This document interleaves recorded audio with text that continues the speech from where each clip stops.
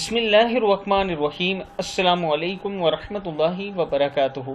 आबिद राजा channel की तरफ से आज मैं अपने दोस्तों को रसूलुल्लाह सल्लल्लाहु अलैहि व आलिहि वसल्लम का एक बहुत ही प्यारा फरमान बताऊंगा। उससे पहले मैं अपने तमाम दोस्तों से गुजारिश करूंगा कि इस वीडियो को आपने आगे ज़रूर शेयर करना है। तो शुरू करते हैं। बिस्मिल्लाहिर्रहमानिर्रहीम। हज़रत अबू हुरैरा रज़ी अल्लाह ताला अन्हु फरमाते हैं कि रसूलुल्लाह सल्लल्लाहु अलैहि व आलिहि वसल्लम से सवाल किया गया कि फ़र्ज़ नमाज के बाद कौन सी नमाज सबसे ज़्यादा फजीलत वाली है।